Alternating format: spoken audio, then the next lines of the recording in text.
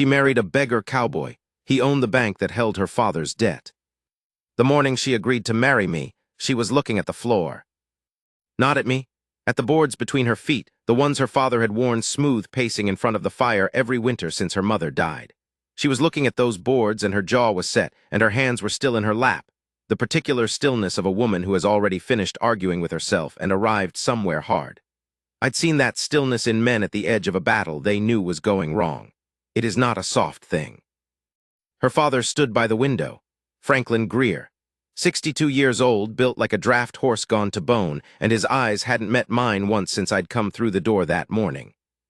He'd shaken my hand. He'd set out the good cups, though they were cracked. He hadn't been able to look at me. I understood that. I had come to his property 3 weeks before, leading a mule that wasn't mine and wearing a coat that had seen better men than me, and I'd asked if he had work. He'd had the same look then that most men had when they looked at me, the quick accounting, the conclusion drawn before the second word was spoken. Worn boots, coat gone at the elbows, 3 days of dust on my face and 4 more in my beard. He'd put me in the barn. I want to be clear about one thing before I tell you the rest of this. I have never blamed him for that. Not then, not now. A man sees what he sees. I have spent a good portion of my life making sure that is exactly what men see.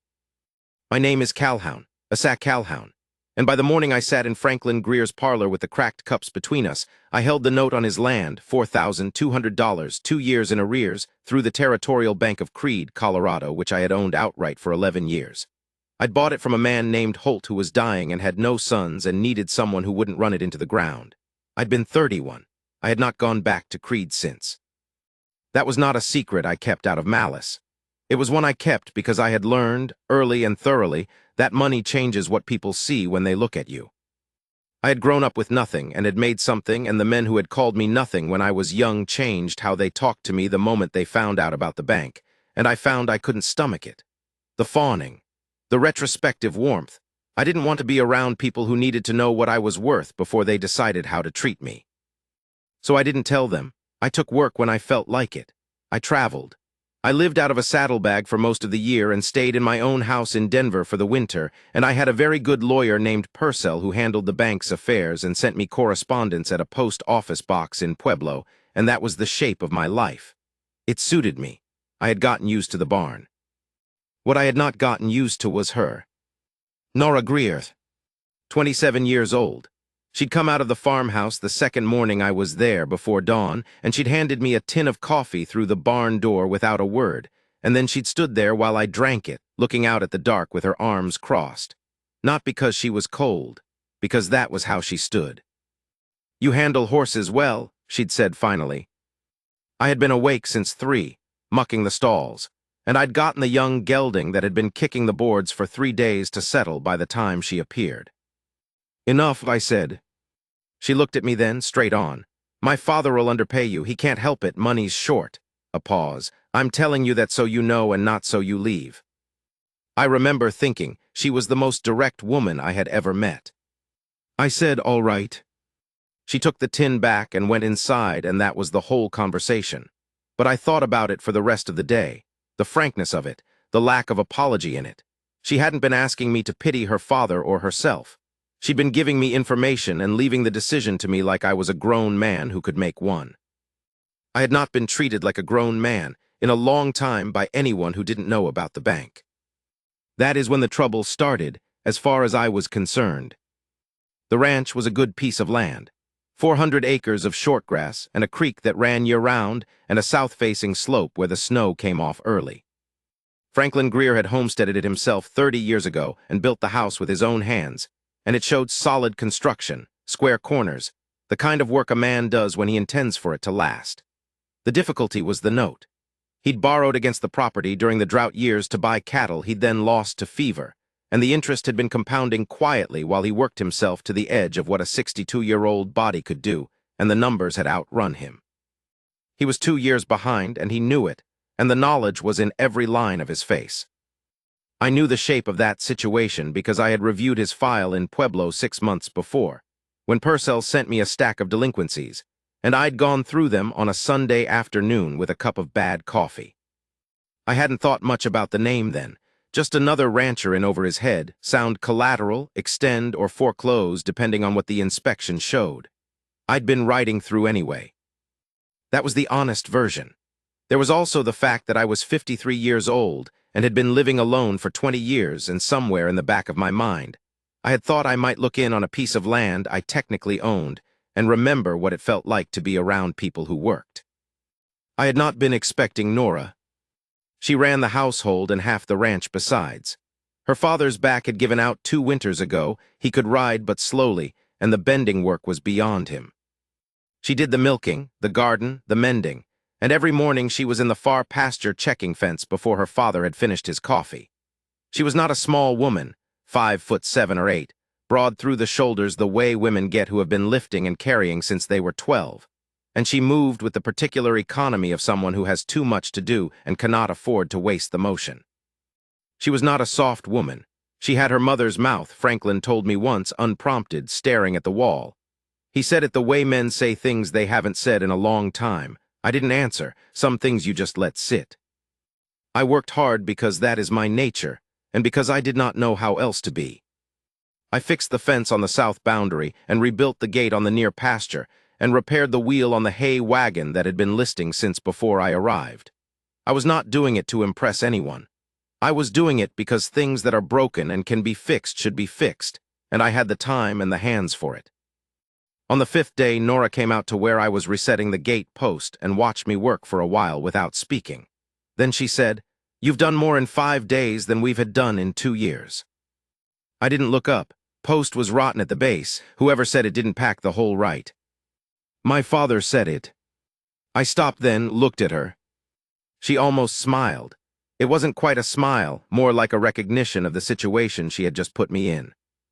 "He'll say the same himself," she said. "He knows it." I went back to tamping the gravel. "Well, it'll hold now."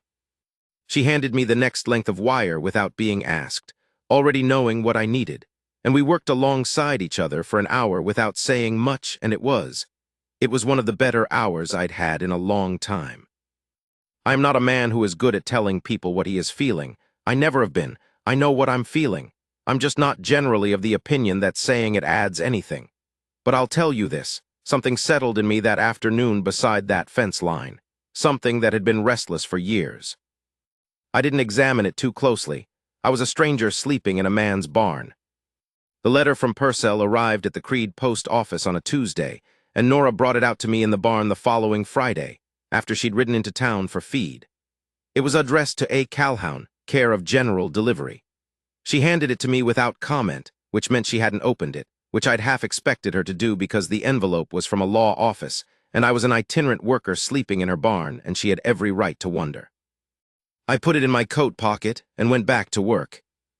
That night I read it by the lantern. Purcell wanted a decision on the Greer account by the 1st of the month. Foreclose or extend, he'd laid out both options with his usual briskness. The numbers were not good either way. Foreclose and the land would sit 6 months before it sold, and they'd recoup maybe 80 cents on the dollar. Extend, and they'd take a second year of carrying costs with no certainty of payoff. He wanted my signature. I sat with it for a while. Then I folded it and put it back in my coat and went asleep. I had not lied to these people. I want to be clear about that. I had not told Franklin Greer I was anything other than a man looking for work, and that was the truth. The fact that I had other business in the territory was my own affair. But sitting in his barn with the letter in my coat, I understood for the first time that the shape of what I was doing had gotten complicated. I had been here long enough that I was no longer a stranger passing through. I was a man who had taken their coffee and eaten at their table twice and worked their land, and I held their debt, and they did not know it. I thought about leaving. I thought about it seriously, the way I hadn't thought about it before. I stayed. I am not proud of that decision in the way a man wants to be proud of his decisions. I stayed because I wanted to stay, and I told myself there was time to sort the rest of it out, which is what a man tells himself when he knows he's already too far in and doesn't want to look at what that means. What that meant was Nora. She came to me on a Sunday 3 weeks in the early afternoon, when her father was asleep. She came to the barn, and she did not stand in the doorway. She came all the way in and sat down on the hay bale across from where I was oiling the harness, and she said, I need to talk to you about something. I kept my hands moving. Go ahead. The bank in Creed is going to foreclose on this property. I stopped. My father's 2 years behind on the note. Her voice was level. I've known about it for 6 months. He doesn't know I know. There's a man at the bank, a lawyer, who's been sending letters. She paused. I've been keeping them from my father. I put down the harness. I looked at her. He'd give up, she said. If he knew how close it was, he'd just give up. He built this place. He buried my mother here. I can't let him give it up while there's still something left to do. The afternoon light was coming in through the gaps in the boards, the long late summer kind that goes gold-orange and lies across everything in bars. It was lying across her shoulder and the side of her face, and she was looking at me with those direct eyes, and she was, I want you to understand, entirely calm. She had been carrying this alone for 6 months, and she had come to tell me because she needed help thinking through it, and I was the person she decided she could tell. I did not deserve that, not yet. What are you thinking of doing? I said. There's a man in town, Harlan Purcell, land agent. He's been after the property for 2 years, wants to fold it into a bigger spread he's assembling. He'd pay the note and take the land both. She looked down at her hands. My father wouldn't survive that. This place is all he is. So Purcell's not the answer. No, she looked up. I thought I've been thinking about the other direction. If someone were to buy the note, not the land, just the note, hold it differently, give my father time to work it down. She watched me. That's a thing that can happen. It is, I said. I don't have that kind of money. I don't know anyone who does. She paused. I'm out of ideas is what I'm telling you. I sat there, and what I felt in that moment was the worst kind of feeling a man can have, which is the feeling of being ashamed of himself in front of a person he respects. I said, I need to tell you something. She went very still. My name is Asa Calhoun, I said. I own the Territorial Bank of Creed. I hold your father's note. I came here. I stopped. Tried again. I reviewed the delinquent accounts in Pueblo 6 months ago. Your father's land was on the list. I was riding through the territory and I told myself I was going to have a look at the collateral. A pause. That was true and it wasn't the whole truth. She didn't say anything. Her face had gone a particular kind of still that was different from her regular stillness. I should have told you the day I arrived, I said. I didn't. That was wrong, and I'm not going to try to explain it in a way that makes it not wrong. The barn was very quiet. Outside, one of the horses shifted. How much, she said. Her voice had gone flat. $4,200, plus interest.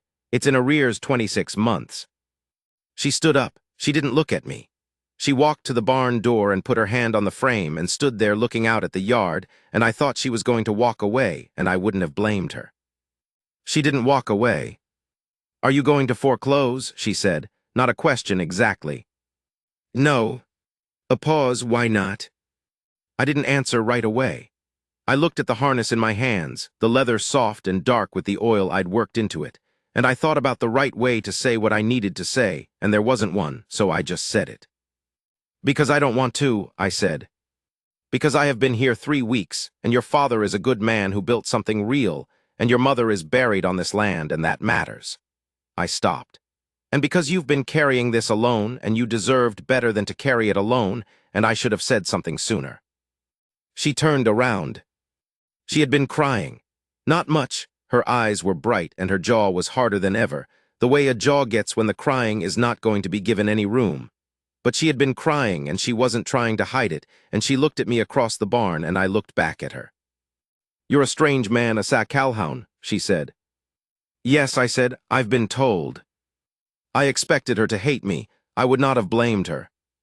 I had come onto her family's land under false pretenses, and I had let her talk to me about her private trouble while knowing the thing I knew, and there is not a way to dress that up that makes it look better.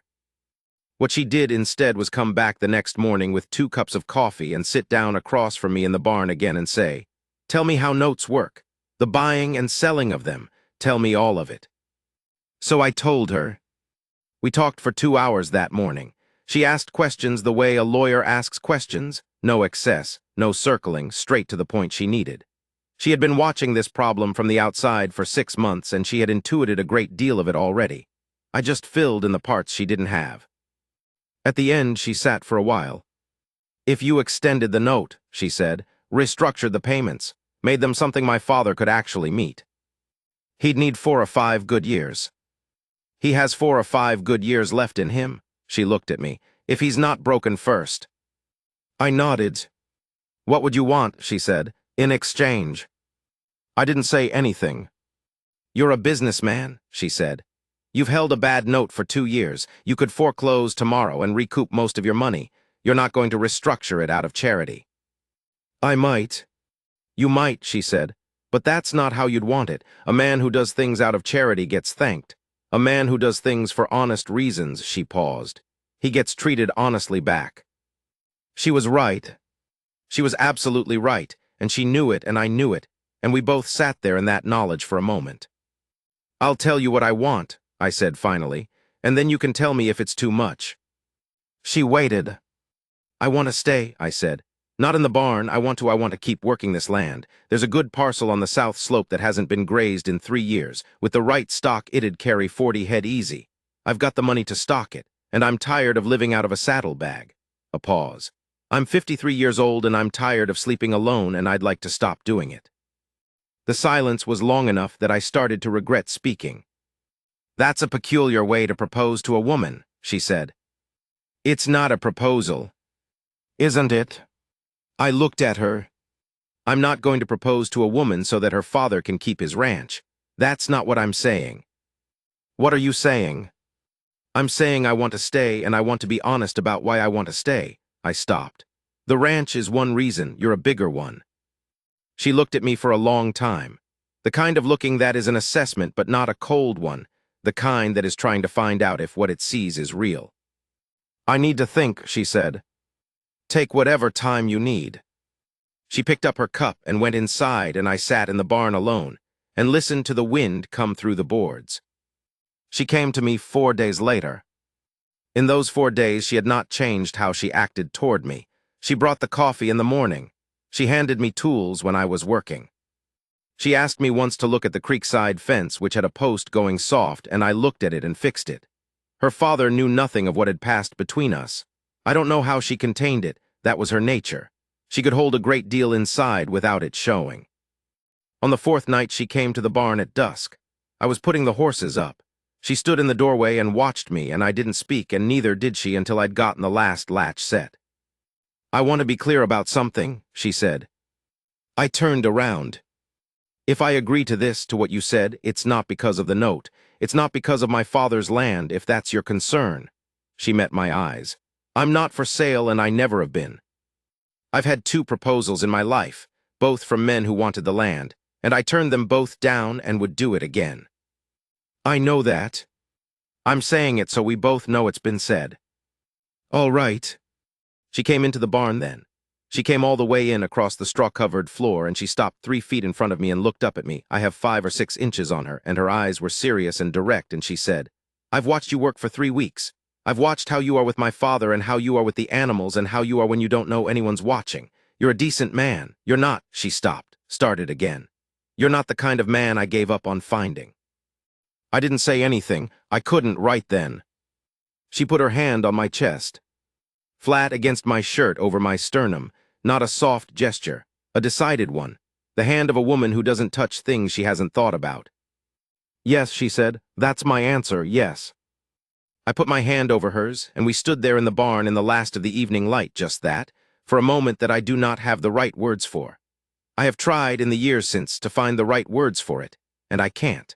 What I can tell you is that it felt like something that had been pulled too tight for a very long time finally letting go. We told her father the next morning.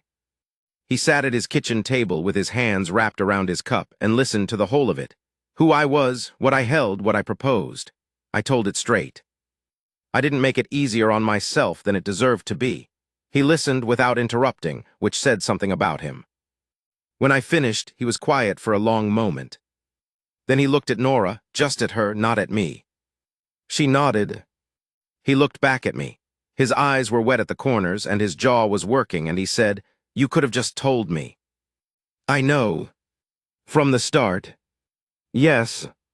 He sat with that. His big rough hands turned the cup around once. Well, he said. Well. And then he stood up and extended his hand, and when I took it, he gripped hard enough that I felt it all the way to the elbow, and he nodded once, and that was the end of the accounting between us.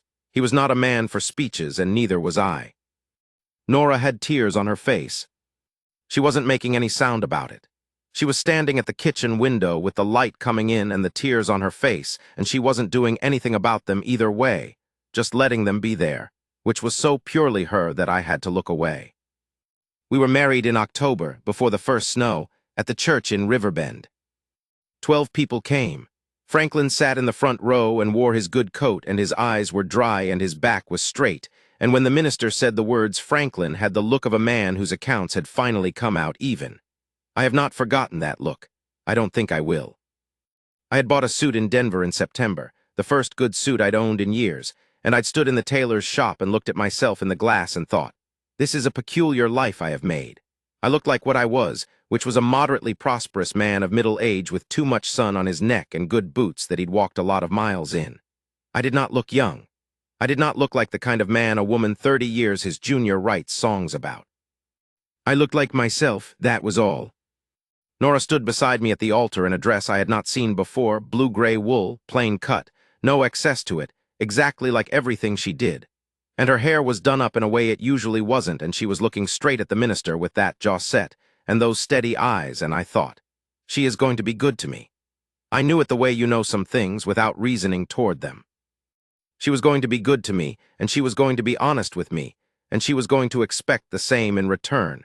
And I had not had that in so long that I almost couldn't stand still for the wanting of it. The minister got to the part where he asked who would take this woman, and I said I would, and I meant every syllable, and Nora turned to look at me when I said it. Just for a second, just a glance, but the kind of glance that has a great deal in it. The first winter we were married was a hard one. January came in with a blizzard that kept us in for 11 days, and the temperature dropped to 20 below and held there. We lost 2 calves and nearly lost a third. The south slope I'd wanted to stock didn't get stocked that year. We spent January and February just keeping what we had alive. I had not lived in close quarters with people in a very long time.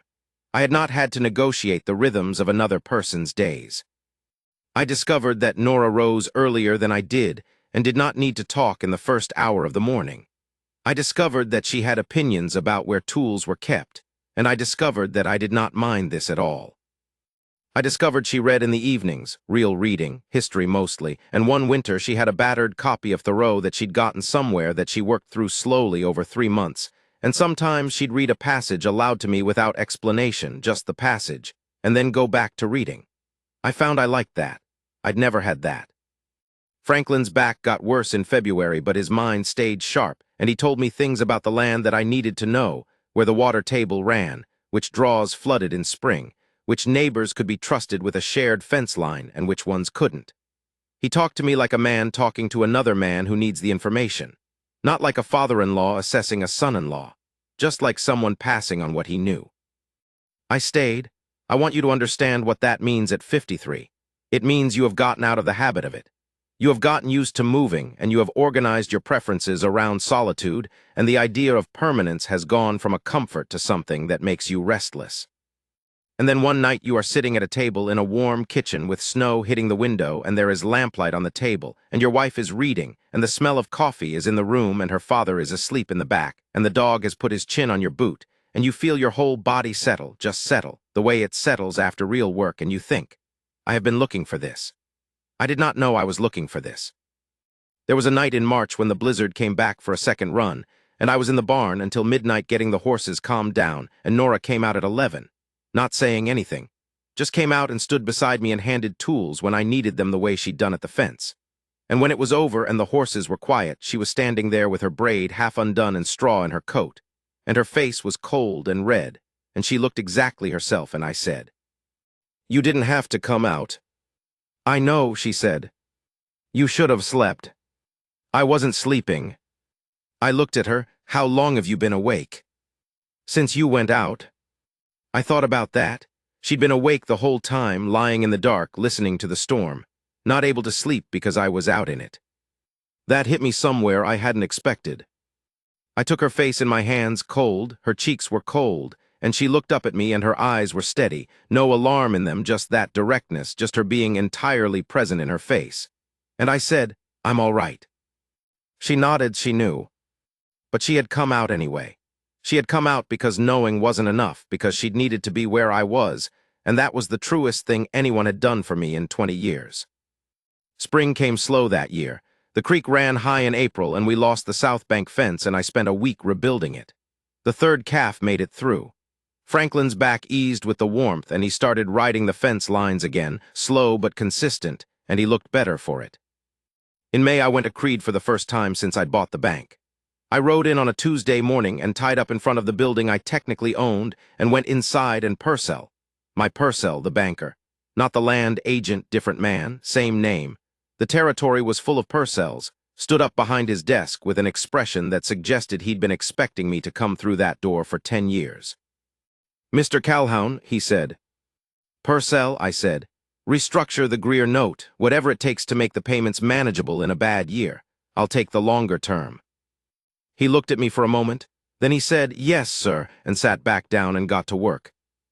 I walked out of the bank into the May sunshine and stood on the board sidewalk and looked up and down the street. There was a hardware store and a dry goods and a livery and 3 saloons and a freight office and the usual morning business of a territorial town. Men going about their work, horses at the rail, the smell of dust and horse and cut lumber. I had stood on 1,000 streets like this. On 100 of them I had had nothing, no boots worth mentioning, no horse, no prospect. I had slept in barns I did not own. I had eaten when someone would give me work and not when they wouldn't. I had been looked past on those streets by men who had decided at a glance that I was not worth looking at. I thought about Nora, up at the ranch, doing the things she did every morning. I thought about the night she'd come out into the blizzard and stood beside me. I got back on my horse and rode home. There are things about the years since that I could tell you. I could tell you about the summer Franklin died, 3 years in his sleep, which is the death he deserved, quiet in his own bed on his own land with his affairs in order.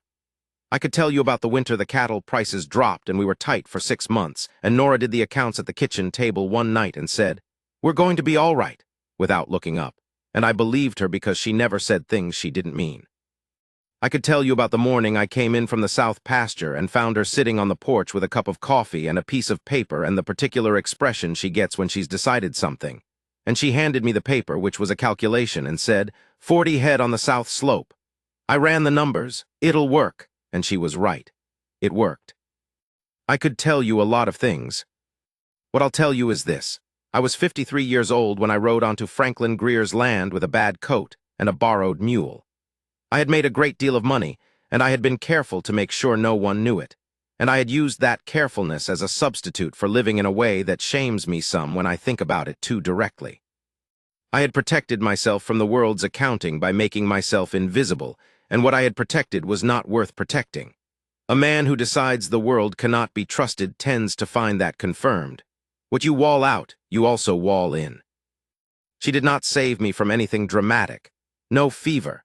No gunfight, no moment of glory. What she did was look at me like a man who was worth looking at. From the first morning she handed me a coffee through a barn door before she knew a thing about the bank or the money or any of it. She treated me like a man who could be told the truth and trusted to do something useful with it. That is not a small thing. Some mornings I wake up before her. Summer mornings mostly, when the light comes early and there's already heat in it. I get dressed without waking her and go out to the barn and do the first round of the day, and when I come back she's up and there's coffee on, and she's standing at the kitchen window looking at the south slope, and the lights in her hair, and she doesn't look up when I come in, but she says, "How is it?" Meaning the stock, meaning the fences, meaning all of it. "Good," I tell her. She nods. That's enough. That is every morning. It has been enough for 8 years, and I expect it to keep being enough for however many more I get. I am 61 years old, and I have worked this land until I know it the way I know my own hands, and the woman beside me knows it just as well, and we have never stopped being honest with each other, which is harder some days than others, but is the only way I know how to do it. I got something I did not think I was going to get. I have tried to be worthy of it. Most days I think I am. She tells me I am in her way, which is not with a lot of words, a hand on my arm, a look across a room, standing next to me in a blizzard at midnight because she couldn't sleep. I'll take that over anything.